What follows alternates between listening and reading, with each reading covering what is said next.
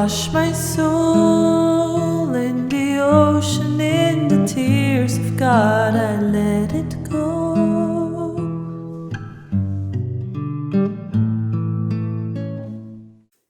May 2022 video horoscopes with me, Lada from Astrolada.com. May is eclipse season. There will be some crises that are happening in our lives, some big reversals, but like with everything eclipses, those reversals can create powerful new opportunities in our lives. I had such a crisis right before the eclipse, and my YouTube channel with 300,000 followers was deleted, hacked and deleted, and YouTube refuses to restore it, which is a great opportunity to create the vision I've had for some times, because something had to push me to make a channel just with my own videos that is pure astrology with my teaching and occasional teacher, astrologer who is my guest. Plus, this pushed me to start an Astrolada streaming service, which we're in the process of creating, where you can access all the videos independent of any platforms and big players, as you can see how they can delete your life in a second if they want. But I'm excited for this because it will be devoid of the vibrations of whatever it is, but we're still gonna use YouTube to attract new followers.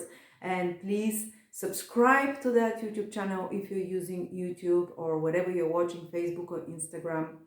Follow me, and I'll be posting here. We'll restore some of the old videos as well, which is great, the tutorial videos, and I have new rubrics, new monthly exciting astrology projects that I'll be doing. And by the way, if you want to still join me on my course in May the 4th, it starts. It will be live for 6 weeks.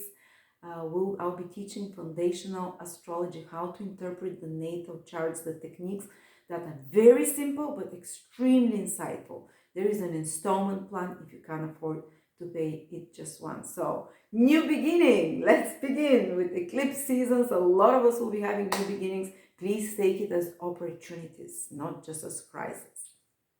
Cancers, Sun, Moon, or Rising, May 2022. Let's start with the big news, Cancers, because it's going to influence you for the next 6 months. And after that, in 2023, again for a few months.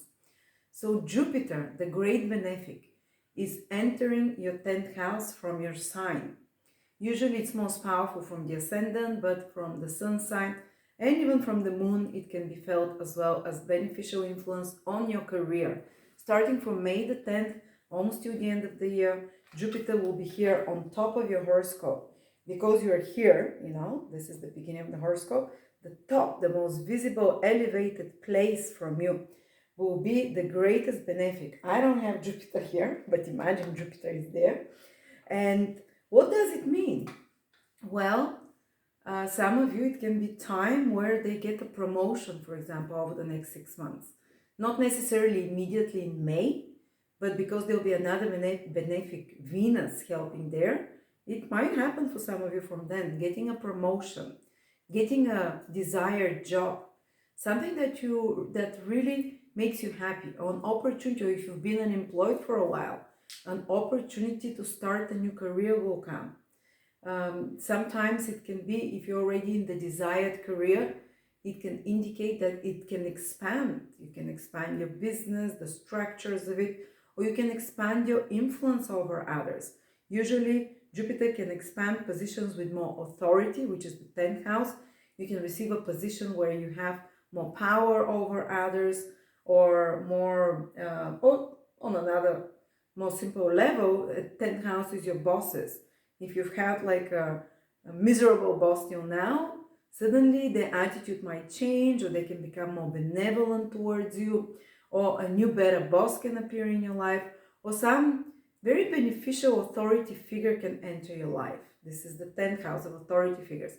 Plus it rules father figures as well. Not just bosses, but maybe they can be an improvement in your relationship with your father, or some help or support coming from some authority figure towards you. Someone esteemed in high position that helps you, that has faith in you in some way, so such kind of good things will develop. Or even if you're not working at all, somehow you can become more public, more visible over the next 6 months. Or some of you can come up with a great idea to contribute publicly, and you can start over the next 6 months towards, no, it might be a career, it might be a project, towards something that will make you feel more respect for yourself, society to feel more respect for you, to put you up, for your social status to improve. I've even seen when Jupiter enters the 10th house, sometimes if someone's status changes, and for example, they get married. Oftentimes, 10th house, when Jupiter passes there, can be connected to some, not oftentimes, but sometimes, to change of social status, to marriage, or somehow, but you get kind of a bit more, you feel more power, more freedom in some way, and more visibility. I remember when Jupiter was in the 10th house from my sun sign even, I had a lot of new ideas for new projects in my career, and I did them. They were very successful, they ran smoothly. So that can be another thing you can do. So great news, at least for such matters, and Venus, as I said, from the 3rd of May enters Aries again. So something good can come to you from your career, from a new project that appears, there can be more benevolence again from others and authority figures. You can really enjoy some work project as well, especially if it's in fashion, in art, in beauty, working with women of any sort. And of course, with Jupiter there, a lot of you might find out what your true career is, something that really fires you, something that really gives you meaning, something that feels the right thing, like dharmic. Dharma is what your soul will enjoy the most, what you're naturally talented at. You can discover those things starting from May. But on a smaller scale, just Venus will be in your 10th house for the whole of May. It can make you be, if you have some important business meeting or presentations in public, or important conversations with authority figures, that will be, or something with, to go to institutions to do something important, it will go smoothly. That's what Venus guarantees. That's what Venus helps you with. It will be accepted if you do a project more positively and will run better. All of those lovely things. And to some extent, Venus can indicate love. It can indicate love, not for a small number of you, but with people in higher positions or through work. That's just one of the possibilities. And then another big thing is that Mercury is going retrograde, guys, in your 12th house from the May the 10th. It doesn't directly affect you, but still it can indicate that from May the 10th to May the 24th, when Mercury goes retrograde into your 11th, there can be some private communication that is happening with someone from the past that is more personal, that you're not officially, saying to others. Another way it can be is that there can be some kind of creative or imaginative project from the past that you've been working on that you have to complete, edit, or fix. Another thing, it can be that be careful not to lose things and misplace. 12th house is the house of losing, misplacing, being a bit absent-minded. There can be a possibility of this absent-mindedness or miscommunication.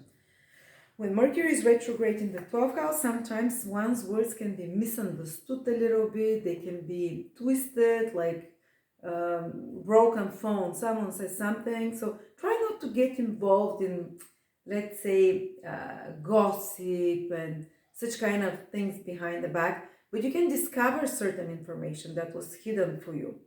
That someone was doing something behind your back, acquaintance, or I don't know, and you might bring this to the surface and have to talk about it. And sometimes it can mean that your mind is more internally focused. When Mercury is retrograde in the 12th house, you can dive deep into some research, for example.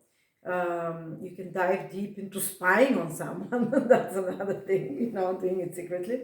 You can dive deep into studying or reading more mystical, mysterious topics, revising some knowledge that is, or information that is a bit more spiritual, going back to such books that are like that, and having to read about. But as I said, more like on the material level, be careful not to break, misplace, damage, stolen, especially mercurial things, documents, papers, keys, passwords. Be careful with passwords, with software, with phones, with communication devices.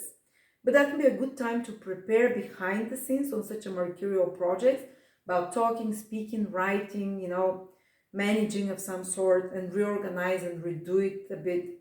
But otherwise, sometimes there can be some miscommunication, something gets confused there.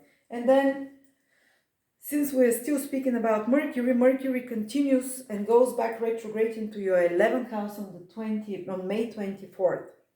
So after that, on this journey, Mercury retrograde from May 24th, sometime into June, you'd notice that people from the past come back to you, especially friends that you haven't seen, connections, business connections, or personal friendships. So you can reconnect with people from the past.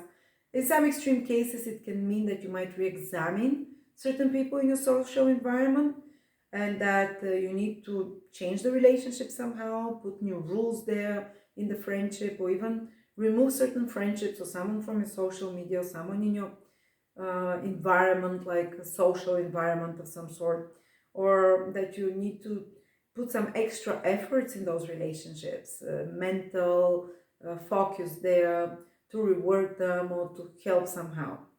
And of course, 11th house is a very business house with Mercury retrograde from May the 24th into your 11th house. It can mean working on some project, redoing it, editing it, to connect it to marketing, to advertising, connected to gaining wider audience, reconnecting with old clients and all the audience, or redoing and bringing life to some old project that can give you more gains financially, for example, brushing it up, editing, fixing it. And by the time Mercury turns direct sometime in June, you can make it more gainful. All right, and then we talked about Jupiter in Aries. We have an eclipse, Cancer. Eclipse will be in Scorpio, full moon eclipse in Scorpio in your 5th house. And it's about, moon eclipses are more relationship oriented. 5th house is romantic house. And because it's with the South Node, it might be about ending something or completing something. For some of you, it might be some crisis situation that appears in a love relationship, boyfriend, girlfriend, or even marriage, that you have to release some toxic situation there. Some of you might release a toxic attachment to a boyfriend or girlfriend, that it's karmically, it's time to let it go. Others, it might mean that you release, or you maybe might have ended a relationship from the past, but you still have the pain from it.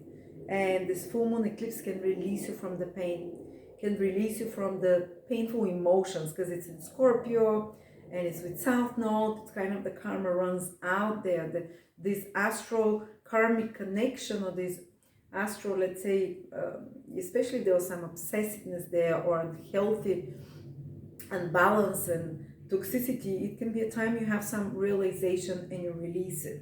Or it doesn't necessarily mean you end up a relationship. It can indicate that you release some toxic side, or some, let's say, more intense side and aspect of a romantic relationships, marriage, or whatever it is.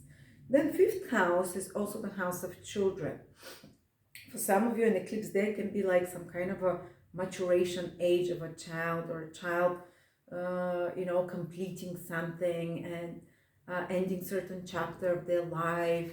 Or in an extreme case, can be some crisis in a relationship with a child. I hope not. This eclipse has some hard aspects from Saturn, but a lot of support as well. It can also indicate that 5th house is the house of creative projects.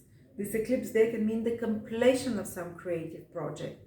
The completion, you're seeing it to, seeing over the next 2-3 months. it coming to an end. If were you working on a business, which is your own idea, this is fifth house is your own idea, so you can complete it, you can release it, and finish it, you know.